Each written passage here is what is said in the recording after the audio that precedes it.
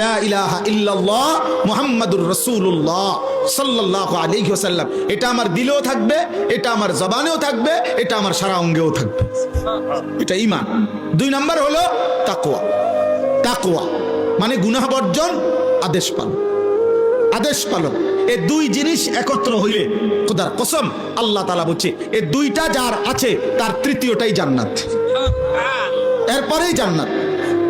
ওয়াইদ্দাত লিল মুত্তাকিন, আল্লাহ বলেন জান্নাত বানানোই হয়েছে মুত্তাকিদের জন্য। কাদের জন্য বলেন? মুত্তাকিদের জন্য। মুত্তাকিদের জন্য। তো আল্লাহ তাআলা এই জন্য কোরআনে আল্লাহ বলছে বান্দা খামখেয়ালি করুন, কেউ যদি পাত্তা না দেয় তো তুমি মুমিন, তুমি গুরুত্ব দাও, তুমি ভুল করো না। তুমি তো কালেমা মানো, তুমি তো বলতেছো তুমি মুসলমান। আরে ভাইয়া তোমরা ছেলেরা, বাবা এ কিশোর নওজোয়ান আব্বা, তোমরা কও তোমরা মুসলমান কিনা? তুমি এ কথা পরিচয় দিতে সন্তুষ্ট? বলো না ভাই, বলো না। তা তাইলে নামাজ পড়ো না কেন? বলো না আব্বা। তা তাইলে তুমি তো নিজে এই পরিচয়ে লজ্জিত, তুমি এটা ছেড়ে দাও না কেন? বলো না ভাই। তুমি যদি মনে করো তুমি মুসলমান, তো রাসূলুল্লাহ সাল্লাল্লাহু আলাইহি সাল্লামের চুল, চেহারা, লিবাস, পোশাক নবীজির তোমার পছন্দ হবে না কেন? বলেন।